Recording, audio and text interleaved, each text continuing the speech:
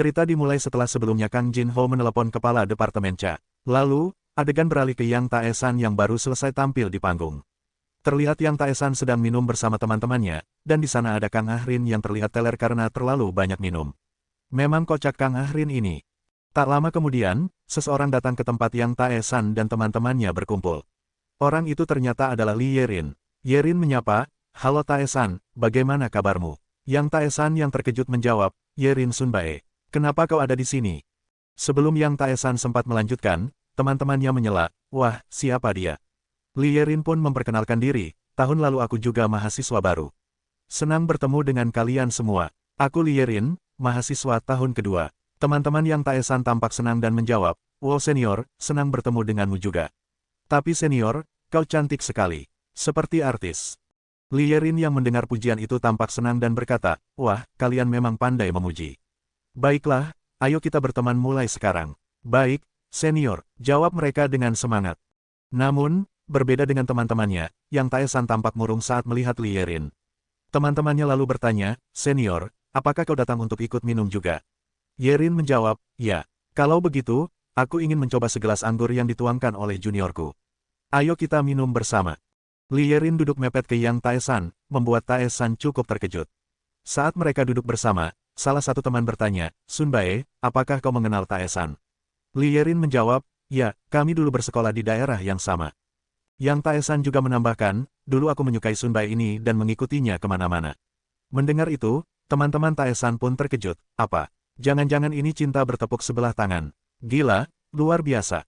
Dengan ragu, mereka bertanya, "Jadi, apakah kau masuk Universitas Korea karena Yerin Sunbae?" Yang Taesan menjawab, "Yerin Sunbae memang sangat cantik," tapi, belum selesai ia bicara, temannya berteriak, "Apa? Jadi itu benar ya?"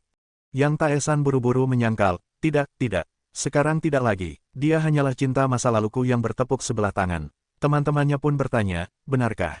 Jadi sekarang kau tidak menyukainya lagi?" Yerin juga tampak penasaran mendengar jawaban Taesan. Yang Taesan pun menjawab sambil tertawa, "Hahaha, iya. Karena sekarang aku sudah punya seseorang yang kusukai." Di tengah percakapan itu, Kang Ahrin tiba-tiba nyeletuk sambil mabuk, "Hehehe, itu benar, Taesan. Jangan biarkan rubah licik itu melonjak. Yerin itu selalu meremehkan pria." Li Yerin menanggapi, "Kau dulu memanggilku bunga yang indah." Ahrin menjawab, "Benar, tapi itu bunga mawar yang penuh duri." Setelah berkata begitu, Ahrin terjatuh dan tertidur lagi sambil bergumam, "Jangan ambil Taesan kami. Dia memang mirip Yuri, tapi tak bisa dibandingkan dengan Yuri." Li Yerin yang mendengar nama Yuri langsung bertanya, "Apa? Senior Yuri?" Kang Ahrin yang masih mengigau berkata, "Kalau bukan karena Yuri, Taesan pasti sudah jadi milikku. Mereka bahkan sudah menghabiskan satu malam bersama." Teman-teman Taesan yang mendengar itu terkejut, "Apa? Satu malam bersama? Tidak mungkin." Mereka pun melirik serius ke arah Taesan. Taesan buru-buru membela diri, "Hahaha, tidak, tidak. Kami hanya minum bersama. Saat dia mabuk, aku biarkan dia tidur di rumahku. Tidak ada yang terjadi, sungguh. Jadi jangan lihat aku dengan tatapan aneh seperti itu." Kemudian Taesan mencoba mengalihkan topik, "Gelas soju kalian sudah kosong. Ayo kita minum lagi. Kali ini kita minum sampai mampus." Namun, di tengah ia menawarkan minuman, terdengar suara seorang wanita dari belakang yang berkata, "Hei." Mendengar suara itu, Taesan berpikir dalam hati, suara siapa lagi ini? Saat Taesan dan teman-temannya melihat ke arah suara, mereka terkejut, bukankah kau Juliet yang tadi tampil dari jurusan bisnis?" Ternyata benar, gadis itu adalah Juliet yang tampil dari jurusan bisnis.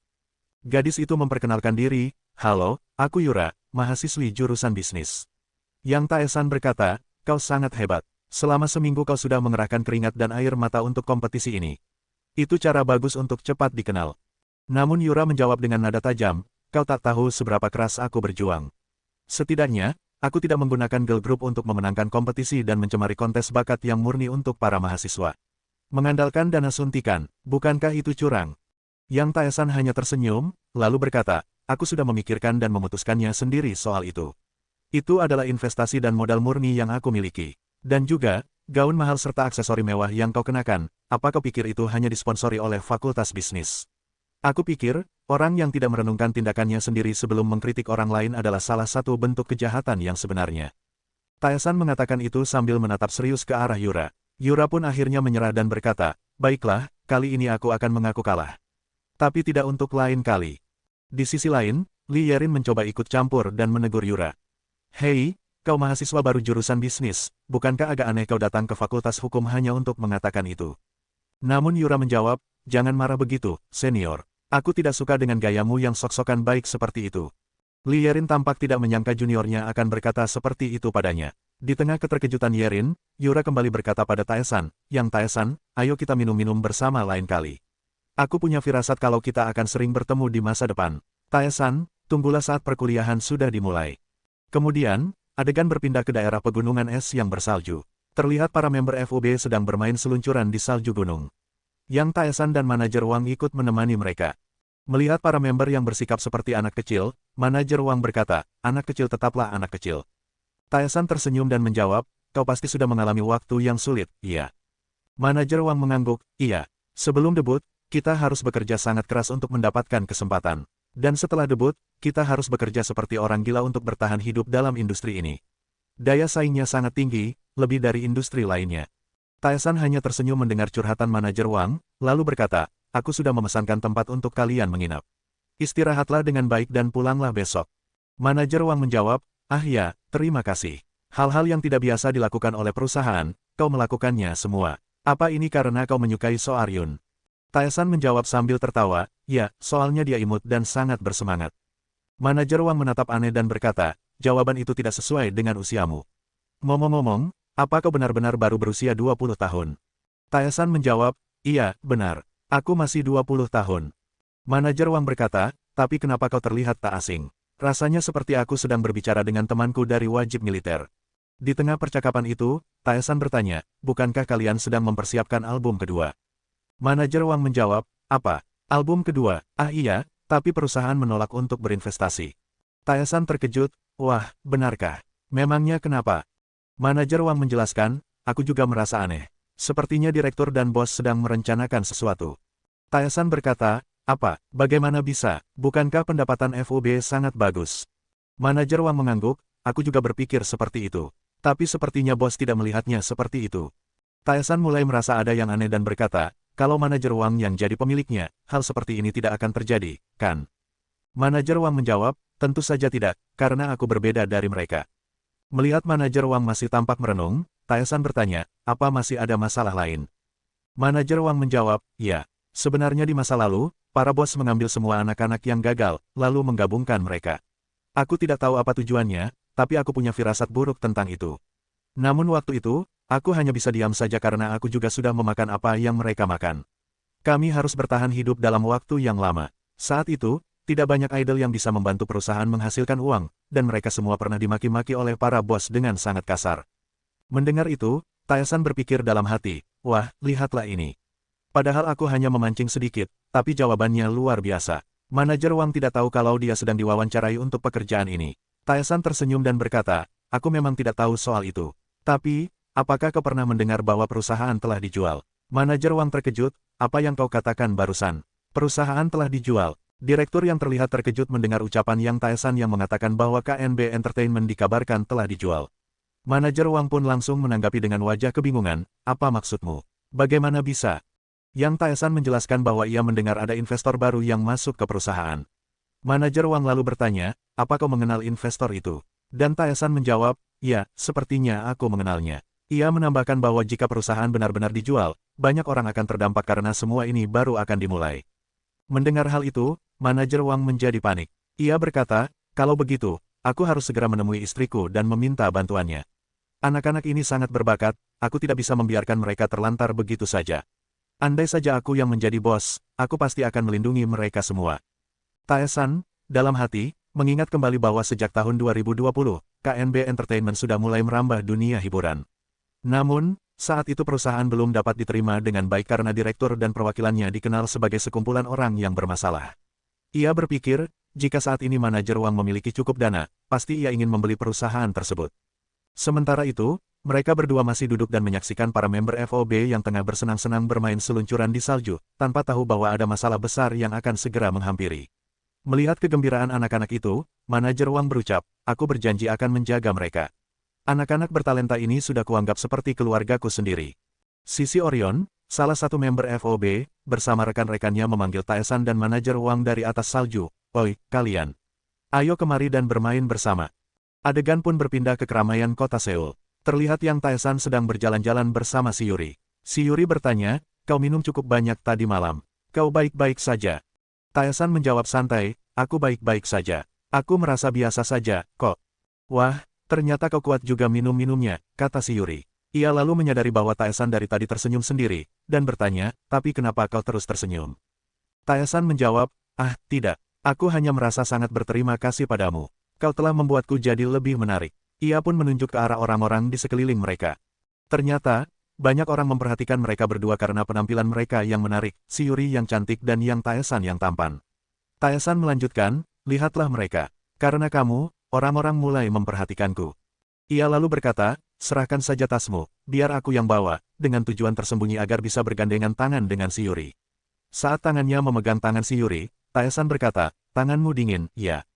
Setelah momen itu, adegan berpindah ke kantor KNB Entertainment. Terlihat dua kakak beradik, yang sebelumnya telah dijelaskan oleh pengacara Choi, tengah menyambut seseorang. Suatu kehormatan bisa bertemu dengan Anda. Saya Direktur Yang Dio Hwang. Silakan masuk, pasti di luar sangat dingin.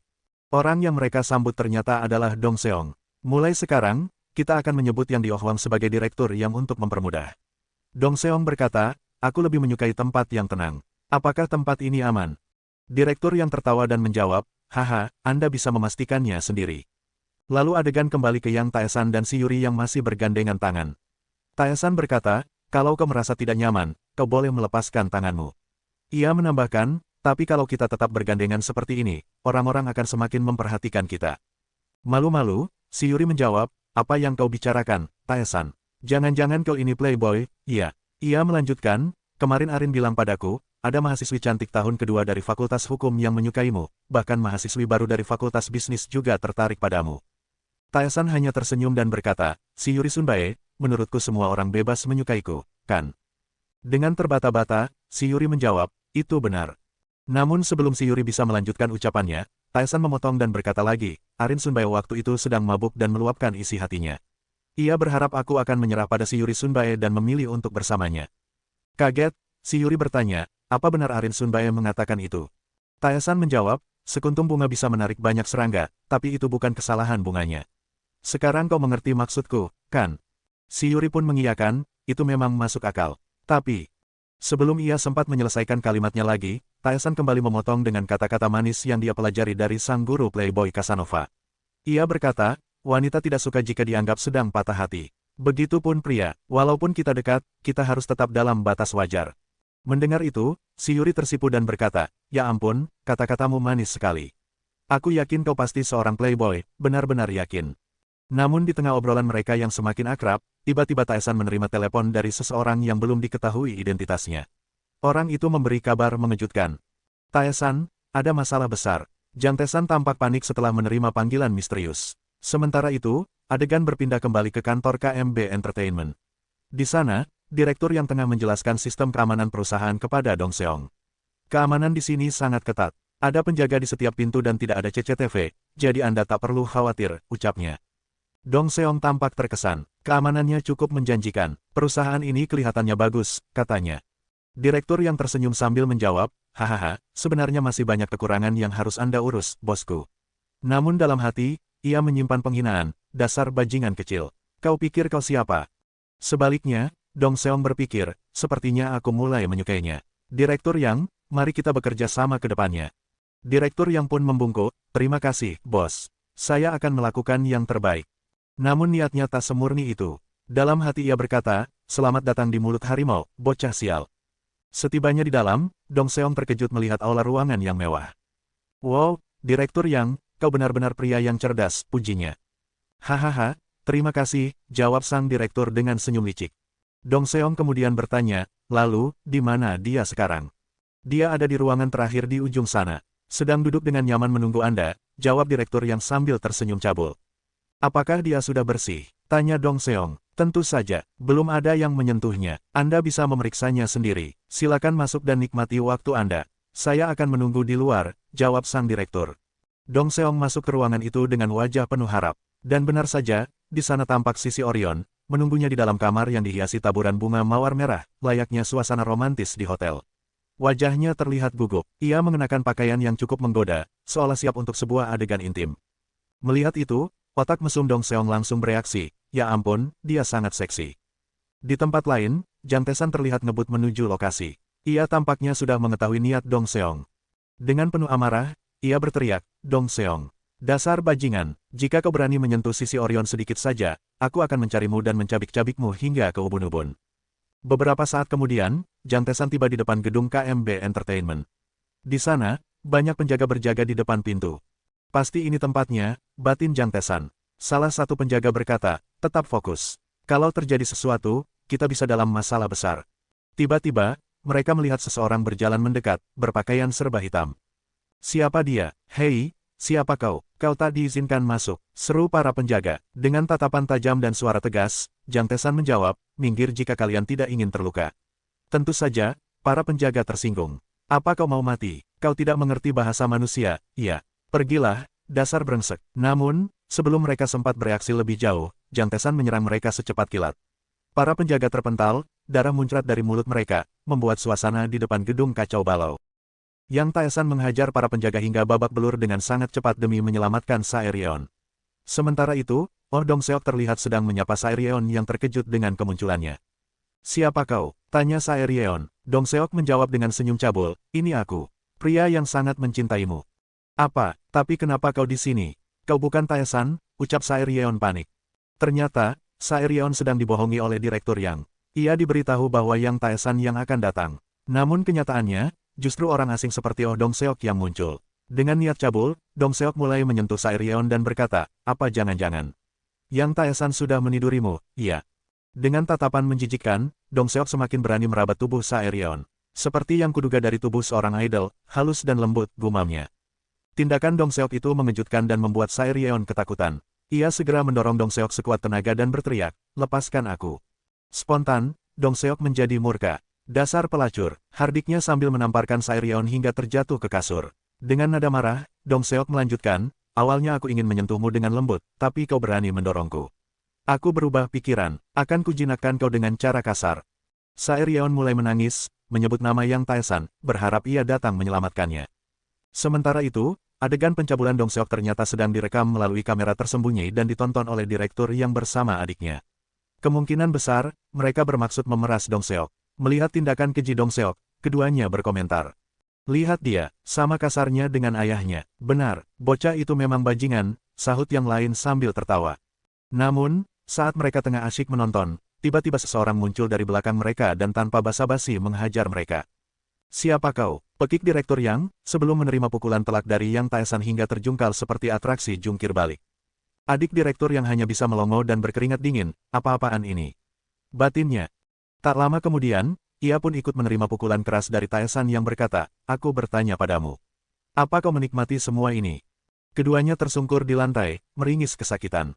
Taesan kembali menghardik mereka, aku tanya sekali lagi. Apa kalian menikmati semua ini? Hah, dasar bajingan.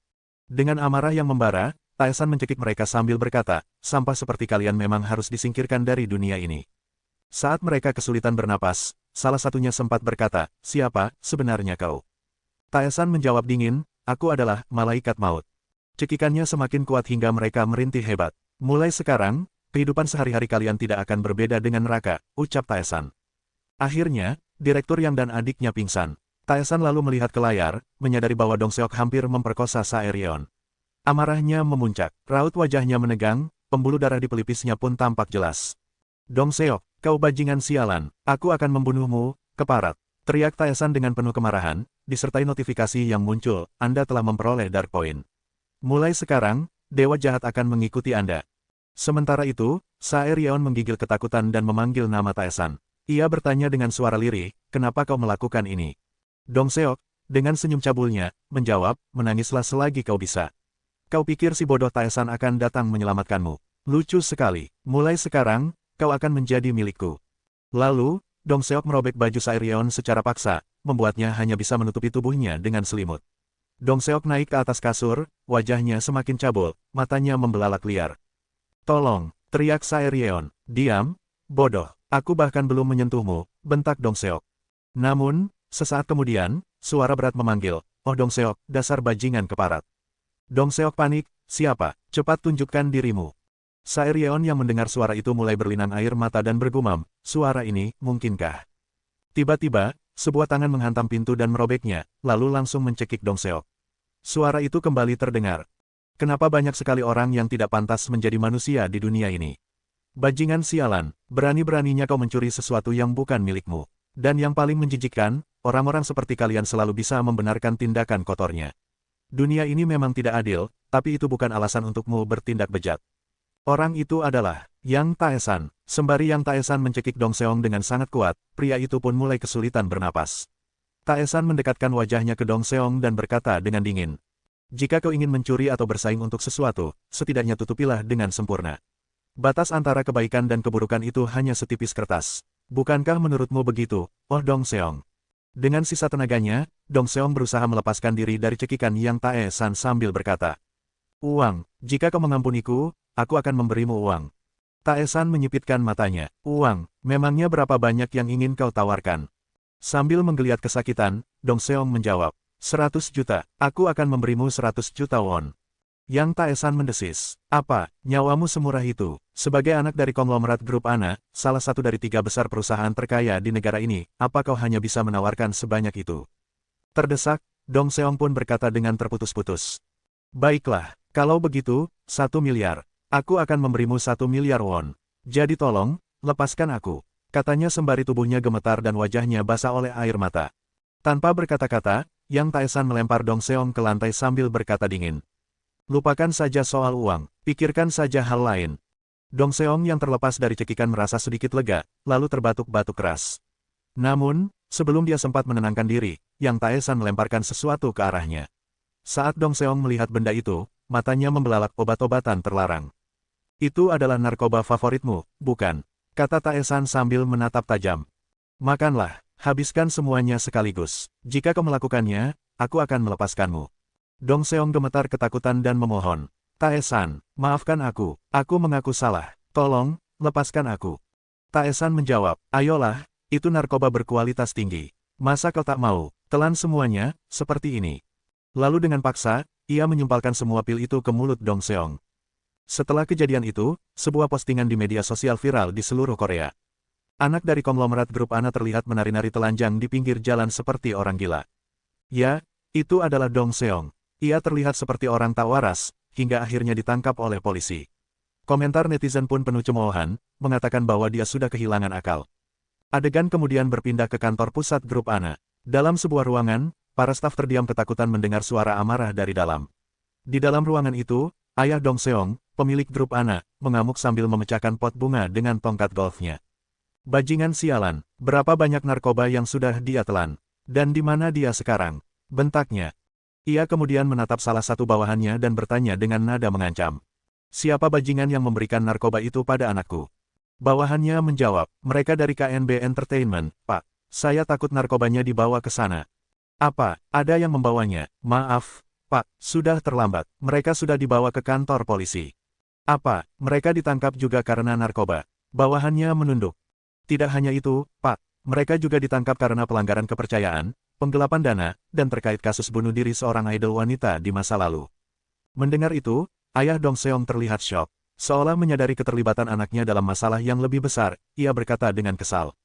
Sial, lalu dengan suara tegas, ia berkata, Kepala Departemen Yu. Ya, Pak, carikan pengacara terbaik, dan pastikan media tidak membesar-besarkan masalah ini. Tutup mulut mereka, kita harus menghentikan ini, bagaimanapun caranya.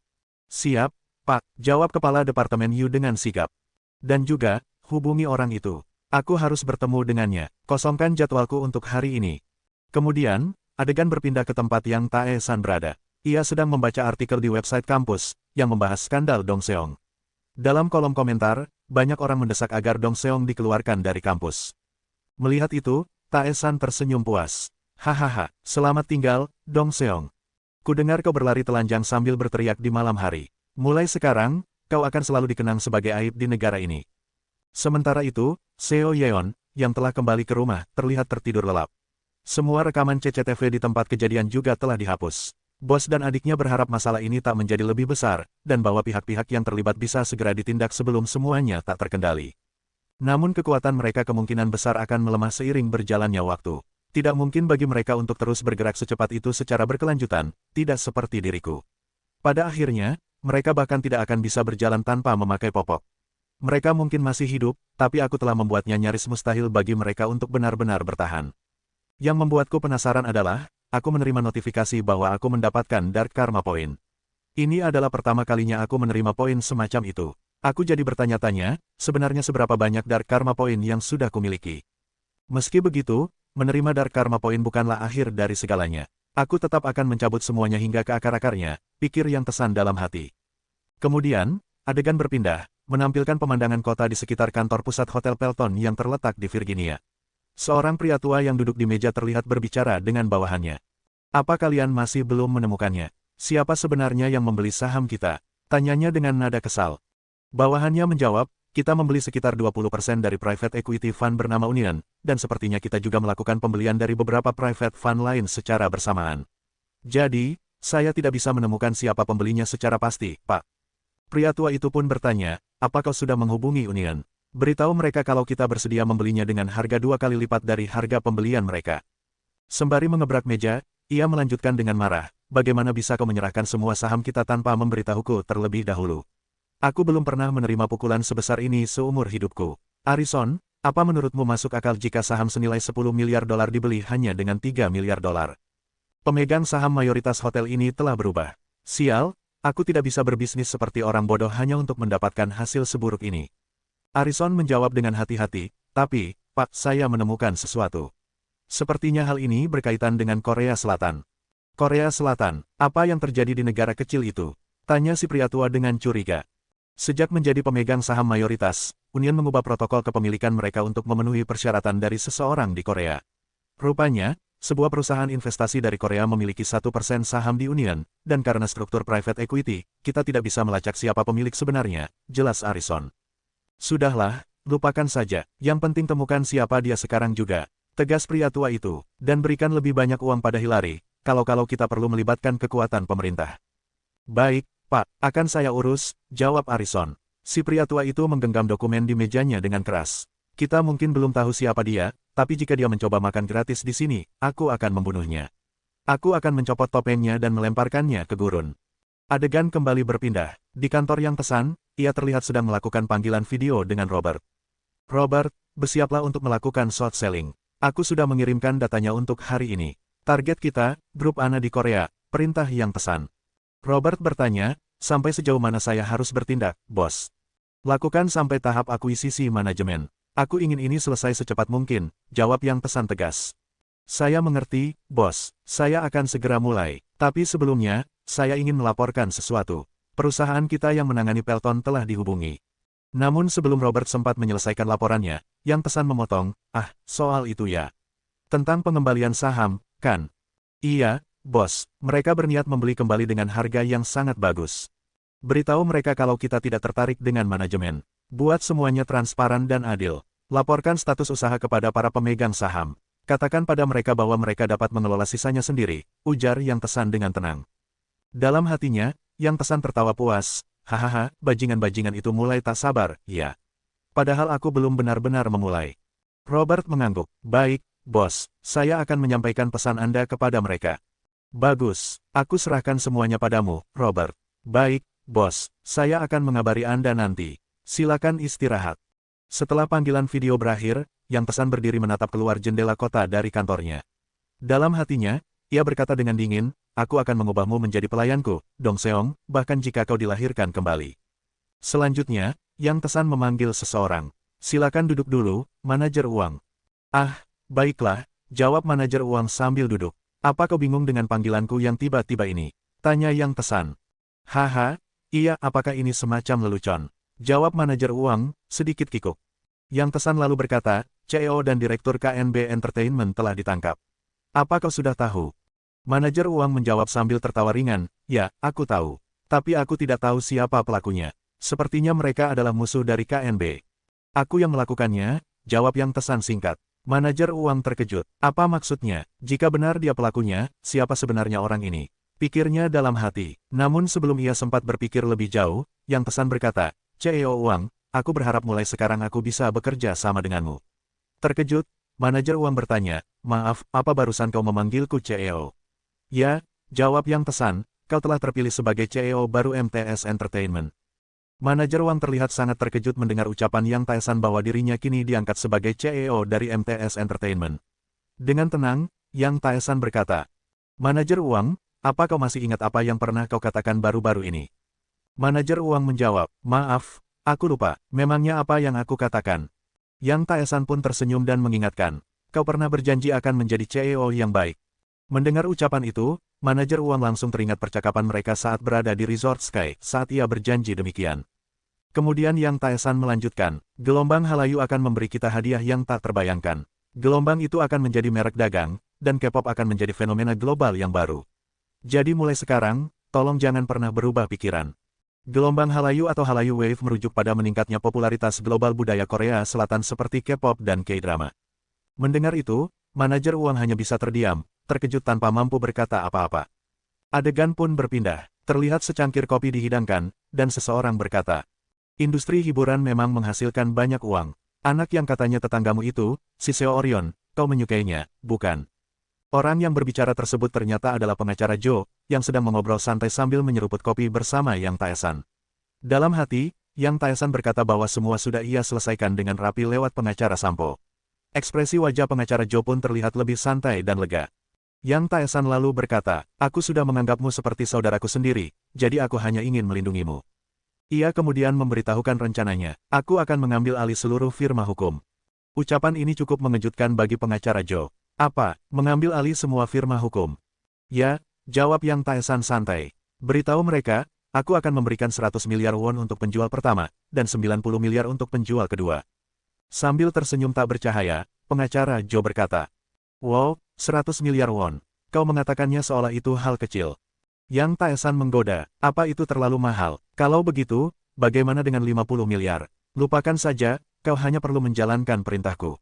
Pengacara Jo tertawa, hahaha, kau memang benar-benar gila, bocah. Lalu, Yang Taesan menambahkan, kau juga akan mengambil posisi sebagai penasihat di firma itu. Pengacara Jo terlihat ragu dan berkata, tunggu, ini transaksi besar. Apa kau benar-benar yakin? Dengan nada santai namun meyakinkan, Yang Taesan menjawab, jangan khawatir, selama tidak ada klan yang lebih besar yang sedang menunggu. Ucapan itu sekali lagi membuat pengacara Jo terkejut. Klan yang lebih besar, ya, kata Yang Taesan. Aku tak akan membiarkan pengacaraku yang terpercaya jatuh dalam masalah. Kau harus bisa menyingkirkan siapapun yang mungkin mengkhianatimu. Pengacara Jo mengangguk pelan, dari tadi aku melihatmu sangat percaya diri. Apa kau punya kekuatan absolut atau semacamnya? Yang Taesan hanya tertawa, haha, bisa jadi begitu. Lalu ia berkata, aku ingin melihat daftar karyawan dulu. Baiklah, saya akan memberikannya nanti. Dan ini akan jadi prioritas utama, kan? Ya, tentu saja. Jadi, mulailah sesegera mungkin. Pengacara Jo tersenyum dan menggoda. Kalau begitu, apakah kita akan memulainya dengan naik jet pribadi milikmu? Haha, mungkin saja, balas Yang Taesan. Sungguh, aku mencintaimu lebih dari istriku sendiri sekarang, ucap pengacara Jo, penuh kegembiraan karena telah mendapatkan proyek luar biasa dari Yang Taesan. Adegan berganti ke bandara internasional dan area VIP bank. Terlihat seseorang melaporkan melalui video call. Ada aliran dana yang aneh, Pak. Perpindahannya luar biasa cepat, dan jumlahnya sangat besar. Dana tak dikenal mengalir dari berbagai arah. Orang yang dilapori hanya terlihat kakinya saja, namun dari nada bicaranya, dia adalah atasan si pelapor. Ia bertanya, apa, dana tak dikenal, bagaimana dengan skalanya? Si bawahan menjawab, dimulai dari surga pajak, lalu mengalir ke Amerika Serikat, Eropa, dan Hong Kong. Jumlahnya setidaknya sudah mencapai puluhan miliar dolar. Mendengar itu, si atasan berkata, itu bukan jumlah kecil. Iya, Pak, dana itu sangat cerdik disembunyikan.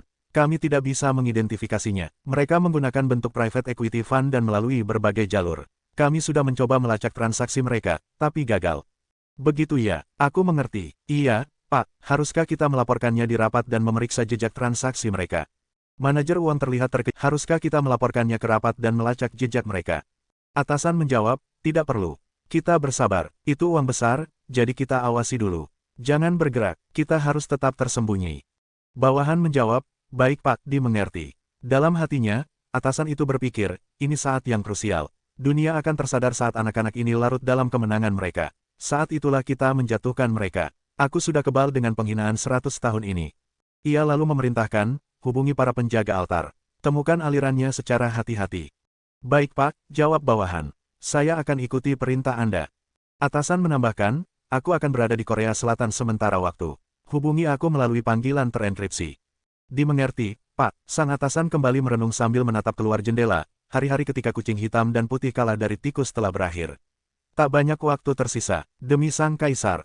Atasan pun berpindah ke Bandara Internasional Korea. Di sana, Yang Taesan terlihat berdiri sambil membawa kartu nama bertuliskan MTS Entertainment, Direktur Yang Taesan. Melihat kartu itu, ia berkata, Direktur agensi, ya. Lumayan, uang telah bekerja dengan baik. Sedikit lagi, anak perusahaan grup akan berada dalam genggamanku. Hanya Robert yang tahu bahwa akulah penguasa Hotel Felton saat krisis keuangan 2008. Saat itu, banyak perusahaan beralih kepemilikan. Itu menjadi permainan orang-orang beruang, bukan harimau, yang hanya bisa menonton. Tiba-tiba, suara memanggil dari belakang, Daniel. Ternyata itu adalah Clara dan keluarganya. Yang Taesan terlihat senang melihat mereka. Lalu, adegan berpindah ke ruangan gelap dengan simbol ular hitam dan putih. Di sana, seorang pria berpakaian hitam duduk di depan meja dan berkata dengan nada tajam, kita telah bangkit dari tidur panjang, dan sekarang waktunya untuk balas dendam. Anak-anakku, bersiaplah. Mulai sekarang, kita akan menginjak mereka tanpa ampun. Baik, Tuan, kami akan menghancurkan mereka, jawab para bawahannya. Temukan keturunan Iron Hand dan musnahkan garis keturunan mereka sebelum mereka menemukan kita seperti 100 tahun lalu. Hancurkan dia, robek dia sampai mati. Baik, kami akan mematuhi perintah Anda, Spirit Lord. Dengan senyum buas, pria itu berkata, aku beri kalian izin untuk menggunakan seluruh kekuatan kerajaan baru. Sebelum kemurkaan Tuhan jatuh, kita harus menghancurkan keturunan Iron Hand. Di sisi lain, di kediaman Yang Taesan, ibunya menyambut kedatangan tamu dengan hangat. Selamat datang semuanya. Ternyata tamu itu adalah Clara dan keluarganya. Clara langsung memeluk ibu Taesan. Ayah Clara pun memperkenalkan diri, perkenalkan, saya Li Changchang, ayah Clara. Maaf atas kunjungan mendadak ini. Saya berutang padamu. Ibu Clara menambahkan, namaku Emmanuel. Senang bertemu denganmu, dan maaf telah merepotkan. Dengan ramah, Ibu Taesan menjawab, kalian sudah melakukan perjalanan jauh. Aku sangat senang menyambut kalian. Rumah ini akan selalu terbuka untuk kalian. Oh ya, namaku Joseon. Anak-anak kembar dari keluarga Taesan bertanya, Ibu, ayah kemana? Sang ibu menjawab, dia sedang ada urusan di Federasi Koperasi Pertanian Profesional. Nanti dia akan pulang bersama si kembar. Ayah Clara terpana melihat rumah mereka. Tempat ini luar biasa. Ini bangunan warisan terkenal. Tidak menyangka bisa menginjakan kaki di tempat bersejarah seperti ini. Sementara itu, di perusahaan anak grup, ayah Dong Seong bertanya, apa pekerjaan bajingan bernama Yang Taesan itu? Kepala Departemen Yo menjawab, dia junior Dong Seong di Fakultas Hukum Universitas Korea. Masuk tahun ini. Jadi maksudmu mahasiswa baru itu menyerang Dong Seong dan memberinya narkoba? Itu tidak masuk akal. Kami tidak punya bukti kuat, Pak. Tapi gadis yang bersama Dong Seong memanggil pelaku, Opa, dan dia tidak punya kakak laki-laki. Jadi besar kemungkinan itu adalah Yang Taesan. Kalau semua itu benar, maka dia harus mati, ucap ayah Dong Seong dalam hati dengan penuh amarah. Di kediaman Taesan, ayah Yang Taesan dan ayah Clara asyik bersaing minum. Melihat itu, si kembar heran, kenapa mereka akrab sekali. Baru pertama ketemu, kan? Ibu mereka hanya tersenyum maklum, orang dewasa biasa begitu kalau sedang minum. Sementara itu, Taesan dan Clara duduk berdua di bawah langit malam, memandang bintang. Bintang di sini indah sekali, Daniel. Aku merasa ditakdirkan berada di Korea, kata Clara. Aku juga merasa nyaman waktu ke Hong Kong, jawab Taesan. Aku sebenarnya bahagia dimanapun, asal bersamamu, ujar Clara manis. Clara, maksudmu? Tanya Taesan, tersipu. Apapun pekerjaan kita, tolong jangan saling membenci, ujar Clara. Melihat kekhawatiran Taesan, Clara pun berkata dengan hangat, lupakan. Aku mencintaimu, Taesan. Mereka pun berciuman. Keesokan harinya, Yang Taesan menerima telepon dari Seoryeon. Opa, ayo bertemu. Aku mau traktir. Hari ini gajianmu. Iya, perusahaan kami dapat investor baru, dan manajer keuangan sekarang jadi CEO. Mereka beri kami makanan sehat, mobil baru seperti Idol, kontrak adil, bahkan 4 polis asuransi. Gaji juga sesuai UMR dan tepat waktu. Taesan pura-pura tidak tahu, wah, hebat sekali. Jangan pindah ya. Tetap di sana. Iya, Opa, ini perusahaan terbaik di dunia. Taesan tertawa. Mereka luar biasa, ya. Tapi pasti tetap susah dibandingkan denganku. Hahaha, tentu saja Opa. Aku lebih menyukaimu daripada siapapun. Jangan remehkan firasat wanita. Kau nggak kencan dengan yang lain, kan? Enggak kok, aku sibuk awal semester, jawab Taesan canggung. Oh ya, kau tahu aku lagi siapin album musim panas. Tentu saja, ini tentang si Orionku. Aku selalu dukungmu. I love you, Opa, ucap si Orion sebelum menutup telepon. Namun, belum lama telepon ditutup, suara keras meneriaki. Hoi, kau Yang Taesan, bukan. Sekelompok preman mengepungnya. Yang Taesan hanya tersenyum santai. Wah wah, ada apa ini? Siapa para preman-preman ini? Yang Taesan yang dikepung oleh sekelompok gangster tampak tetap tenang meskipun wajah-wajah asing itu terus mengepungnya sambil bertanya, apakah kau benar Yang Taesan? Dengan santai, Taesan menjawab bahwa mereka terlalu berisik dan cerewet. Salah satu gangster tersinggung dan berkata, apa kau bilang, cerewet? Bajingan ini lucu sekali. Tanpa mengubah ekspresinya, Yang Taesan berkata, sudahlah, tak perlu banyak basa-basi. Aku sedang sibuk, katakan saja alasan kalian menemuiku. Di tempat lain, Kepala Departemen Yo terlihat gelisah menunggu kabar dari para gangster yang dia kirim.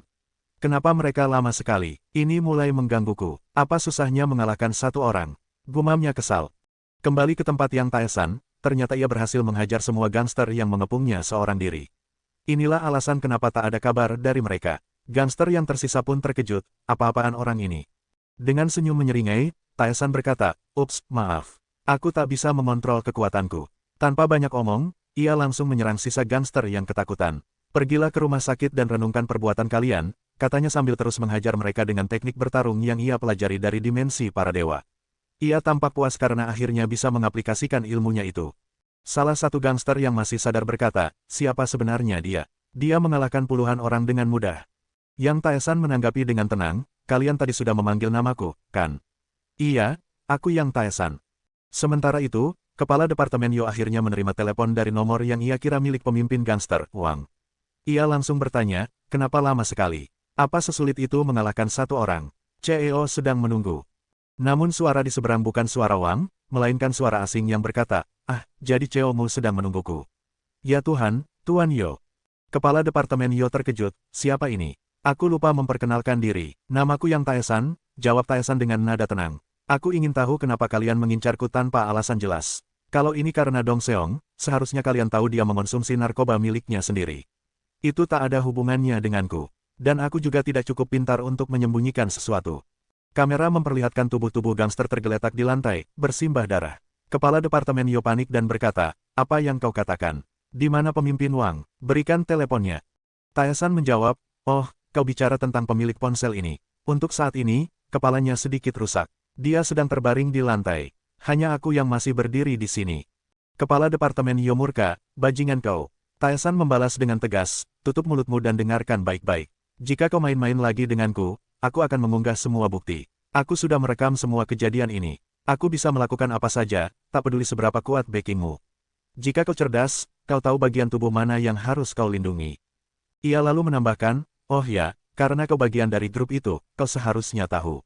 Ibuku berasal dari keluarga Jo. Ya, keluarga Jo adalah darah ibuku. Jadi, jangan main-main denganku, Tuan Yo. Kepala Departemen Yo tampak sangat terkejut.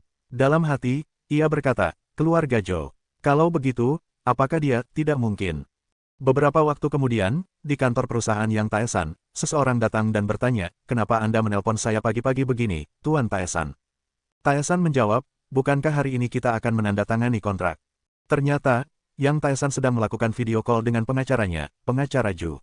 Pengacara Ju menyapa, iya, kita akan menandatangani kontraknya pukul 11 pagi. Apakah ada masalah? Yang Taesan menjawab santai, tidak, urus saja dengan baik ya, pengacara Ju. Pengacara Ju meyakinkannya, jangan khawatir soal itu. Apa kau tidak percaya padaku? Taesan lalu bertanya, bagaimana dengan CEO bagian hukum itu? Pengacara Ju menjawab, sesuai harapan Anda. Mantan jaksa pengadilan tinggi, Han Woo-hyun, sudah hampir setuju. Mendengar itu, Yang Taesan tertawa kecil dan berkata, bagus. Namun, pengacara Ju penasaran dan bertanya, akhir-akhir ini, apa sebenarnya yang sedang kau lakukan? Taesan menjawab dengan tertawa, akan kuberitahu lain kali. Ya sudah, kalau begitu, jawab pengacara Ju. Sampai jumpa, ujar Taesan menutup panggilan, lalu ia bergumam dalam hati, ketua cobalah bertahan dari semua ini, sembari bayangan ayah Dong Seong muncul di benaknya. Tak lama kemudian, Taesan menerima panggilan video lagi, kali ini dari Robert. Robert melapor, bos, semua persiapan sudah siap. Benarkah? Tanya Taesan. Melihat wajah Taesan yang tampak sedang berpikir, Robert bertanya, bos, apakah ada masalah? Taesan menjawab, grup Ana sebelumnya mencoba menculikku. Robert terkejut, apa? Kalau begitu saya akan mengirim pembunuh bayaran ke sana. Saya kenal beberapa orang dari mantan pasukan KGB dan Intel lain. Saya bisa mengurusnya tanpa jejak. Tawaran itu membuat Taesan kewalahan dan tertawa. Hahaha, Robert, tak perlu pakai pembunuh bayaran. Kau ingin menghancurkan rencana kita. Robert langsung meralat, baik bos. Jadi, Anda tak menginginkannya. Ngomong-ngomong, dananya sudah siap. Tinggal menunggu perintah Anda.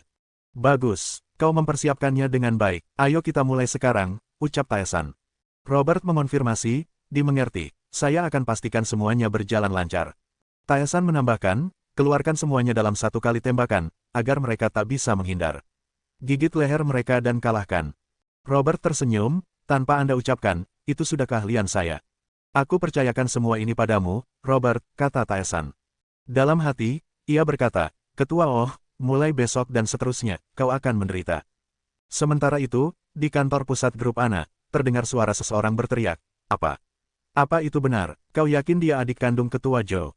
Ternyata, yang berbicara adalah Ketua Oh, Ayah Dong Seong, yang tengah berbicara dengan Kepala Departemen Yo. Yo mengangguk, ya, Pak. Itu benar, setelah mengecek latar belakangnya pagi ini, dia memang anak perempuan Ketua Joe sebelumnya. Ketua Oh terkejut, kalau begitu, apakah Ketua Joe punya saudara perempuan? Kepala Departemen Yo mengiyakan, iya, dan orang itu lebih kuat dari yang kita kira. Saya sudah mengirim pemimpin tim Wang dan anak buahnya, tapi malah mereka yang dikalahkan. Yo memperingatkan, kalau kita teruskan ini, bisa-bisa kita bermusuhan dengan Ketua Joe lagi. Ketua Oh makin tercengang, apa? Mereka semua dikalahkan. Yo menjelaskan lebih jauh, dan, keturunan keluarga Joe itu sangat langka. Sepertinya Yang Taesan juga memiliki banyak dukungan. Perkataan itu membuat Ketua Oh semakin kesal, bajingan, kenapa jadi serumit ini? Di tengah amarahnya, telepon berbunyi. Asistennya memberitahu, Ketua, manajer tim Lee Nam-kyu ingin menemui Anda. Alasan darurat. Darurat, baik, suruh dia masuk, ucap Ketua Oh. Begitu masuk, Nam-kyu langsung berteriak, Ketua. Ketua Oh dan Yo terkejut, ada masalah apa? Dengan panik, Nam-kyu menjawab, Ketua, kita punya masalah besar. Apa maksudmu? Siapa penyebabnya? Katakan. Dengan suara gemetar, Nam-kyu berkata, baru saja dana luar negeri menyerang semua afiliasi kita dengan short selling besar-besaran. Perkataan itu membuat Ketua Oh dan Kepala Departemen Yo sangat terkejut. Wajah mereka pucat, mulut terbuka tanpa sadar, dan tubuh mereka mulai berkeringat dingin. Apa? Mereka menggunakan short selling dengan volume tinggi ke semua afiliasi kita. Setelah diberitahu oleh manajer Lee Nam-kyu bahwa semua afiliasi mereka diserang tanpa pandang bulu menggunakan short selling, Ketua Oh pun sangat terkejut. Sejak saat itu, harga saham anak perusahaan grup ANA mulai anjlok drastis dari hari ke hari. Adegan berpindah ke Yang Taesan yang sedang mengendarai mobil sportnya dengan senyum puas di wajahnya. Dalam hati, ia berkata bahwa baru-baru ini terungkap kalau perusahaan lokal ANA US Corporation sedang diselidiki oleh layanan pajak federal. Tak disangka, mereka menemukan bukti penggelapan pajak. Akibatnya, harga saham perusahaan mereka turun lebih dari 40% di seluruh grup, padahal saat ini tengah berlangsung krisis keuangan global. Mengetahui hal itu, Yang Taesan merasa sangat puas melihat kehancuran perusahaan grup ANA berjalan langkah demi langkah. Aku harap kalian masih bisa bertahan, karena kalian masih harus membayar semuanya, ucap Yang Taesan sembari terus melaju menuju kampus. Sesampainya di kampus, terlihat seseorang sedang membeli minuman di mesin otomatis, dan ternyata itu adalah Yang Taesan. Saat sedang mengambil minuman, seseorang tiba-tiba memanggil dari belakang, Taesan. Orang itu adalah Kang Arin. Ia berkata bahwa karena terakhir kali Yang Taesan mentraktirnya, kali ini ia ingin membalas traktiran itu. Dengan sedikit malu, Kang Arin juga bertanya kenapa Yang Taesan tak pernah meneleponnya. Yang Taesan menjawab bahwa saat mabuk, Kang Arin selalu menyatakan cinta, jadi ia merasa ragu untuk menghubunginya. Sebenarnya, itu hanyalah alasan buatan Taesan, karena ia memang tidak pernah terpikir untuk menghubunginya. Dengan nada menggoda, Yang Taesan berkata, hari ini kau terlihat sangat cantik, Sunbae. Dan cuaca hari ini dingin, jadi, minumlah ini, katanya sambil memberikan minuman kaleng. Ucapan Taesan membuat Kang Arin terkejut dan wajahnya pun memerah. Dari mana kau belajar bicara nakal seperti itu? Hah? Yang Taesan hanya tersenyum. Lain kali aku yang mentraktir, ya. Aku ada kelas sekarang, jadi aku pergi dulu. Ia melambaikan tangan dengan gaya sok keren sebelum pergi. Melihatnya pergi, Kang Arin bergumam dalam hati, mahasiswa baru punya kelas di hari upacara masuk. Dia tidak ikut seremoni mahasiswa baru. Dan, mahasiswa hukum tidak punya kelas hari Senin, kan? Sementara itu, adegan berpindah ke San Yuri yang sedang di kelas. Ia tampak melamun dan berkata dalam hati, Yang Taesan, dia jahat sekali. Aku bahkan tak bisa bernapas. Tampaknya, San Yuri telah jatuh cinta berat pada Yang Taesan. Teman sebangkunya yang melihat Yuri terus melamun bertanya, Yuri, kenapa dari tadi melamun? Apa kau habis dicampakkan pacarmu? Dengan panik, Yuri menjawab, tidak kok, aku hanya sedang berpikir tentang gambaranku 2 tahun ke depan. Sepertinya menakutkan. Temannya tersenyum, apa kau serius? Kau temanku yang terbaik, kalau ada masalah, ceritakan saja padaku. Tak lama kemudian, dosen pun masuk dan menyapa, halo semuanya. Sepertinya aku melihat beberapa wajah baru. Ini hari pertama kuliah, jadi aku akan mengabsen kalian. Kalian tahu, aku tidak akan mengabsen lagi setelah hari ini, kan? Seorang pelukis seharusnya hanya berbicara lewat lukisannya di kelas ini. Jika kalian mengikuti kompetisi seni papan atas, kalian bisa bebas dari kelasku, dan bahkan mendapat jaminan SKS. Dan jika kalian bisa membuat lukisan yang aku suka, kalian juga bisa melewatkan kelas ini. Bukankah itu luar biasa? Sambil mengabsen, sang dosen juga memberikan komentar. Joy Dejul, seorang pemahat yang teliti. Aku tak sabar melihat karyamu. San Yuri, hadir, Pak, kau mengambil kelasku tahun lalu, kan? Aku harap kau juga melakukannya dengan baik tahun ini. Terima kasih, Profesor. Li Ancol, hadir, Pak. Kau sekarang mengulang, iya. Hehe, iya, Pak. Saat akan melanjutkan absen, dosen bergumam, apa ini, seorang mahasiswa hukum di sini? Yuri yang mendengar itu pun bertanya, seorang mahasiswa hukum. Dosen pun menyebut nama, Yang Taesan. Hadir, Pak, jawab Yang Taesan. Mendengar nama itu, San Yuri sangat terkejut. Orang yang selama ini mengisi pikirannya ternyata ada tepat di belakangnya. Yang Taesan, gumam Yuri sambil melotot menatapnya. Yang Taesan hanya tersenyum percaya diri. Dosen pun bertanya, kau mahasiswa baru, iya. Ini pasti kesalahan. Tidak, Pak, ini benar, bukan kesalahan, jawab Taesan dengan tenang. Teman Yuri yang khawatir tadi pun ikut berkomentar, wah, dia sangat tampan. Yuri, kau kenal mahasiswa hukum itu? Yuri hanya diam, tak menanggapi ucapan temannya. Pandangannya terus tertuju pada Yang Taesan. Sementara itu, sang dosen tampak kebingungan. Tidak masuk akal, seorang mahasiswa hukum berada di sini. Kau tidak mendaftar jurusan seni liberal, bukan? Dosen itu menatap Taesan tajam. Kalau kau mendaftar, maka kau harus sangat mahir dalam keterampilan praktis. Taesan menjawab dengan tenang, Profesor, apa yang baru saja Anda katakan itu benar. Sang dosen tampak bingung. Apa maksudmu? Taesan menegaskan, barusan Anda mengatakan bahwa pelukis hanya bisa berbicara melalui lukisan mereka. Tidak, itu hanya berlaku bagi jurusan seni seperti kami, jawab dosen itu. Tapi saya juga mengambil jurusan seni. Apa bedanya? Ucap Taesan, tetap serius. Wajah sang dosen mulai kesal. Sudahlah, cukup bercandanya. Meski kau mahasiswa baru, kesabaranku ada batasnya. Mulai hari ini kau punya waktu 1 minggu untuk koreksi SKS. Hapus kelasku dari daftar. Namun, Taesan menolak, saya tidak mau, Pak. Saya percaya diri akan mendapat nilai bagus dalam keterampilan. Pernyataan itu membuat sang dosen naik pitam. Kubilang cukup, apa kau sedang menghina seni? Apa kami terlihat bodoh di matamu, mahasiswa hukum? Sontak, seluruh kelas terkejut. Taesan tetap tenang dan berkata, saya tidak memandang rendah seni. Bahkan, saya lebih menyukai seni daripada hukum. Jadi, bagaimana jika Anda yang bodoh, jika hanya bisa melukis tapi tak merasa bahagia? Sama halnya dengan saya, jika hanya mempelajari hukum tanpa kebahagiaan. Jadi, saya ingin membuktikan pada Anda. Sang dosen menatapnya tajam. Apa yang ingin kau buktikan? Taesan menjawab mantap, izinkan saya menjalani tugas yang sama seperti mahasiswa lain di sini. Kau ingin diperlakukan seperti mahasiswa seni lainnya. Ya, Pak, teknik bukan masalah. Saya akan menunjukkan kemampuan saya. Mau pakai pensil, cat air, cat minyak, apa saja. Silakan pilih. Senyum sinis mulai muncul di wajah sang dosen. Hohoho, percaya diri sekali kau. Baiklah, aku yang akan menjadi juri. Tapi jika kau gagal, tutup mulutmu dan enyahlah dari kelasku. Baik, jika itu keinginan Anda. San Yuri tampak cemas, begitu juga mahasiswa lain. Taesan menoleh ke mereka. Semuanya, aku minta maaf. Aku sebenarnya tidak ingin membuat keributan seperti ini, tapi... Sebelum ia selesai bicara, tiba-tiba lingkungannya berubah drastis. Taesan mendapati dirinya ditarik ke dimensi lain.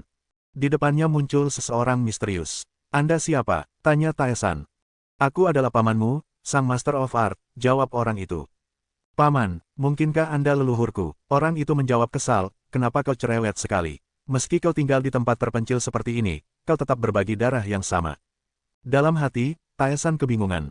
Tapi kemudian ia ingat, dalam budaya Korea, orang yang lebih tua memang biasa dipanggil paman meski tidak memiliki hubungan darah. Ia pun menyadari bahwa orang itu bukan pamannya yang sebenarnya. Oh iya, tadi kau bilang kau adalah Master of Art. Benar sekali, jawab orang itu. Pernah dengar tentang Cihui sang Master of Art? Cihui, jadi kau itu Master Cihui. Haha, tentu, aku cuma ingin main-main denganmu tadi. Kita bisa saling bantu. Kalau kau punya cukup poin, sumbangkan ke paman biksu ini, ya. Sumbang, tanya Taesan bingung. Ya, tidak gratis. Aku akan mengajarimu seni tingkat tinggi, sama sepertiku. Ini pertukaran yang saling menguntungkan, bukan? Taesan mulai menganalisis. Aku belum tahu sifat orang ini, tapi aku jago dalam tawar-menawar. Apa gunanya mempelajari seni seperti itu? Tanyanya. Cihui tertawa kecil. Kau tahu, di zaman sekarang seni bisa menghasilkan uang sangat banyak. Tidak seperti masa lalu. Namun, Taesan tidak mudah tertipu bernegosiasi. Hei, kita berdua adalah pemain. Jadi, kenapa kau begitu memaksa? Bahkan jika kau menggambar dengan baik, tetap saja kau harus bekerja keras untuk menghasilkan uang.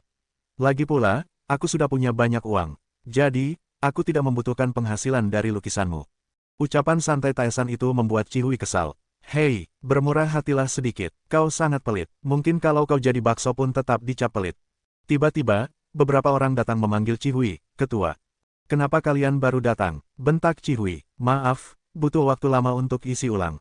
Taesan memperhatikan mereka, dan mulai menyadari sesuatu. Salah satu pria gondrong itu memperkenalkan diri. Namaku Paul Gauguin.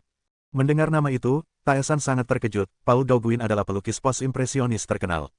Melihat reaksi Taesan, Gauguin berkata, sepertinya kau mengenal orang di sebelahku. Orang itu pun memperkenalkan diri, senang bertemu. Namaku Paul Cezanne. Taesan kembali terkejut. Apa, Cezanne? Dia adalah pelopor seni modern. Sementara itu, ada satu pria yang masih diam di belakang mereka. Ia berdiri dengan canggung. Saat Taesan melihat telinganya diperban, ia mulai menyadari. Telinganya diperban, jangan bilang, Van Gogh. Adegan pun berganti, memperlihatkan seseorang yang sedang melukis di tengah kerumunan penonton. Orang itu adalah Yang Taesan. Para penonton berdecak kagum, luar biasa. Cara melukisnya seperti Van Gogh. Sang dosen yang ikut menyaksikan, sangat terkejut. Ini lukisan Van Gogh. Dewa seni telah kembali. Setelah sesi belajar mengajar usai, sang dosen masih terpaku menatap lukisan itu. Ia bergumam, ini gila, warna-warna ini hanya bisa dihasilkan oleh Van Gogh. Sapuan kuasnya menangkap jiwa pelukisnya. Dia bahkan melukis lebih akurat dariku. Semua terlihat kasar dan sederhana, tapi terencana. Jika pelukis terkenal melihat ini, mereka pasti bilang ini karya Van Gogh. Tapi gayanya berbeda, ini bukan lagi tentang kesedihan, keputusasaan, dan kegilaan, melainkan tentang kedamaian dan keindahan. Tiba-tiba, seorang pria masuk ke ruangan dan memanggil, Profesor Sim. Ternyata, itu Profesor Cha. Apa kau ingin membunuhku karena kaget? Tanya Profesor Sim. Profesor Cha berkata, saya baru saja bertemu dengan seorang Master of Art. Lihat lukisan ini. Ia menunjukkan lukisan harimau yang begitu hidup, sampai-sampai tampak ingin menerkam keluar dari kanvas. Melihatnya, Profesor Sim langsung terperanjat. Ini, butuh skill gila. Siapa pembuatnya? Tanyanya. Seorang mahasiswa baru, jawab Profesor Cha. Ketika melihat nama kecil merah di pojok kanan bawah, wajah Profesor Sim langsung berubah. Yang Taesan, dengan wajah terkejut dan keringat dingin, Profesor Sim menatap lukisan itu dalam diam.